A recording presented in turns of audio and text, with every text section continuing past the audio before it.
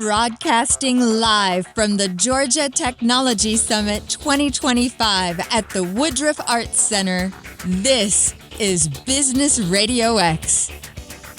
And now, here's your host. Lee Cantor here, broadcasting live at Georgia Technology Summit 2025. So excited to be talking to my next guest. Today we have Vikram Ramani with Synovus. Welcome. Thank you. Glad to be here. Well, for our listeners, the two people out there who aren't familiar with Synovus, do you mind sharing a little bit about mission purpose? Absolutely. So Synovus is a financial corporation. We're a bank, $60 million in assets. We're the largest bank incorporated in Georgia right now. So we do commercial banking, small business banking, and consumer banking. And along with that, we have wealth, brokerage, trust businesses as well. Traditional bank trying to be grow in our area. And we are in the Southeast, in the 5 states in the Southeast, and we have a lot of momentum behind us to get to be a bigger bank. So what's the banking kind of business climate today? There's so many young people, especially, that are attracted to online only, and they've never walked into a bank. They probably never will walk into an actual physical location. Is part of Synovus's roadmap to have more or less, actual brick and mortar stores? How do you see that? It's going to be a combination. When COVID hit us, we all thought that all the brick and mortars are going to go away, but 5 years after that, now you see that there's more growing, and brick and mortars are becoming more experience centers, like the bigger banks are doing, like Chase and so forth. So we will, as a bank, as a regional bank, always have a good combination of both. We're going to have that as well. And especially being a commercial bank, we deal with larger paychecks, larger sizes and so forth. And those customers like to come into the branch to deal with us. So we're going to have that. But on the other side, where the younger generation, the Gen Zs who like to do everything out of the mobile, we also have a plan for them in terms of growing our digital footprint and so forth. So how do you kind of view brick and mortar? Is it like kind of a community center? You want it to be a place where people feel comfortable going and building actual relationships, human to human, with some of the bankers? Like, what's your view of that? How that fits into your marketing? That is correct. Our operating model has been within the branches. We have relationship managers that really take care of the clients, because cross-selling is very important. You start something, a small business account, you look at the customer, look at their wealth portfolio, try to see if we can kind of embed that into our product suite and so forth. So exactly that. We want to kind of build a true relationship with our customers. And then why is it important for Synovus to be part of the TAG community? So, as you know, technology is right in the center of transformation for any industry, whether it's manufacturing, financial services, fintech, and so forth. I've been in financial services, fintech for all through my life, over 25 plus years. And I feel that being part of this organization, I'm also a board member and part of the executive committee. Being part of this organization really puts us, not just our bank, but the entire state, in a place where we can grow our technology footprint and ecosystem. And that's important to the bank, because that's going to be the center of a lot of the transformation work that we're going to go put forward towards. So how do you, as a leader of an organization like Synovus, how do you kind of get the employees to buy into that and want to participate, volunteer, take an active role in an organization, any business organization, but specifically, since we're here, like into TAG? Yeah. So I have been associated with TAG even in my previous gigs and so forth. And it's the art of influencing, right? It's part of their career path. Networking is a very important thing.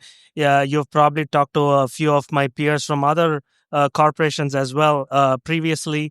And just the power of us interacting, collaborating with the other CIOs, other organizations is very helpful, especially in our industry, in the technology industry, where new things are getting rolled out like AI. We talk to each other CIOs, see what's working, what's not working, and so forth. And that's a big help. And my organization, the technology organization within Synovus, they're loving it. I bring them over. I think there's about 5 or 10 people here today as well. And they're loving the networking opportunity and the opportunity to collaborate with other people. as well. Are you finding that young people are embracing kind of this human-to-human, face-to-face interactions that a tag brings about, or are they more comfortable in kind of a digital, online, virtual interaction rather than, coming here? And I mean, I've seen so many people hugging, shaking hands like they haven't seen each other in a long time. Yeah.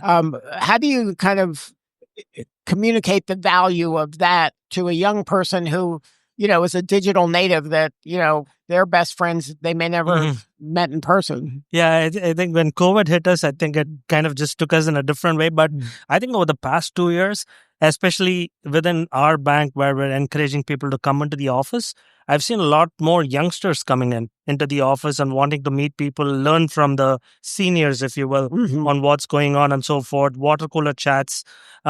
I feel we're going in that direction right now. It's kind of flipped. I think 21, 22, people were still kind of happy to stay home because of it's COVID. Convenient, and COVID, exactly. They were fitting kind of their work around their life, and now they got to fit their life around their work. Yeah, and I think that human touch is very important, and the younger generation probably doesn't know that. We're really pushing for them to come into the office, work with others, and so far I've seen that they want to come in more than the established employees in the organization. I think that there is a misconception about going back to the office, and that's something that young people, especially if they graduated and then started virtual and then they never got to experience, is that serendipity that happens in an office situation where you can just bump into somebody, get an answer to a question in 2 seconds. Those little kind of collisions that occur just naturally in the course of your day, I think the young people miss out on that. And there's a lot of mentoring and opportunities that they're not going to have because they're not in the room when something great happens. Someone says, see how that person handled that? They can learn it in just kind of accidentally that I think they're missed out on. They don't even know they missed out on. Exactly.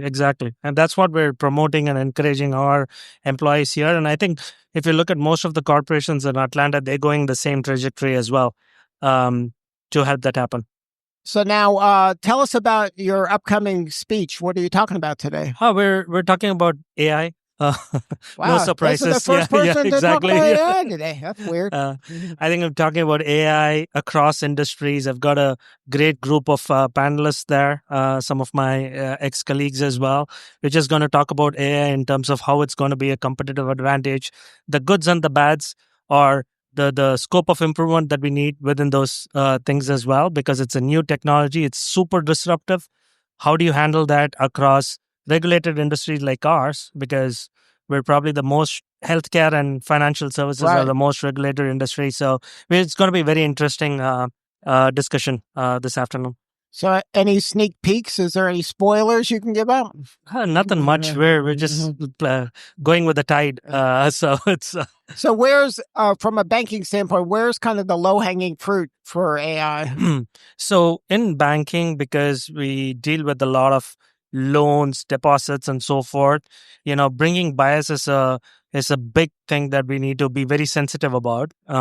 So what we're doing within financial services and banks is that the low-hanging fruit is the operational efficiencies that happen, right? You read 1,000 pages of contracts every day that legal department reads. AI would be a great bet. Does not PII information, does not anything else. We could easily build something that makes their life easier. Things like that. Call centers where people call in to do stuff. If you want to go and do an audit of those things, let's start using an AI agent. Things like that is what we're looking at right now. We don't want to go into the areas where it could cause bias into lending loans and so forth. We're very careful not to touch that part. And then so we're focusing on the back end operational efficiencies part right now. So what's on the roadmap for Synovus over the next few years? What's your vision of how big it can be and how much better it can be? I think our journey started about 2 years back. We built the foundation. We don't want to miss the bus on this very disruptive technology and AI. So we've built the foundation, a customized type of LLM that we've built for us. And as and when all the boxes check on the areas that we can work on, it'll start coming into it.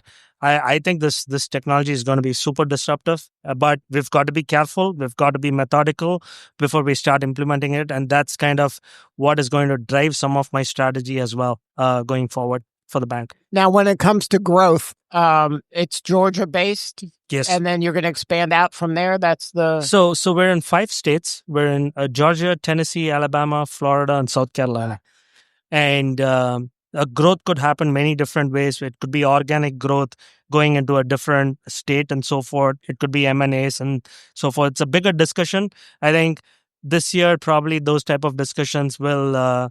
there's a lot of, tailwinds, I would say, with that. Over the past 2 years, there's a lot of headwinds in those type of discussions because what happened to the banking industry with Silicon Valley falling and all that stuff. So this year, there's going to be a lot of discussions on that. So, but we're focused on organic growth that has to go on. We're in the Southeast. So we're going to continue to focus on that. So how do you kind of compete against kind of these stadium banks that are, plastering their name on big stadiums, the ones that are the mega brands? Where's your niche? We don't really compete with the big banks like the JP Morgan Chase or the Truists of the world, Bank of America, and so forth. Regional banking has got its place in the U.S. economy. It's more customer centric. And that's where we kind of focus on. Most regional banks are that way. Community banks are the same way and so forth. The mega banks are in every place, right? And it's just volume that they have. So that's where we come in because we're customer centricity is our model. And that's where we, grow.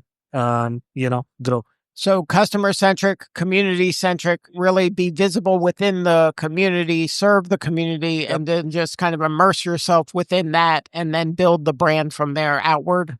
That is correct. Yep. So if somebody wants to learn more about Synovus, what's the best way to connect? You can start with me. Start with you. Yeah, you can start with me and I can get you there. Obviously, our website's got a lot of details in it, www.synovus.com. Then we can go from there. All right. Well, Vikram, thank you so much for sharing your story today. You're doing such important work, and we appreciate you. Thank you very much. All right. This is Lee Cantor. We'll be back in a few at Georgia Technology Summit 2025.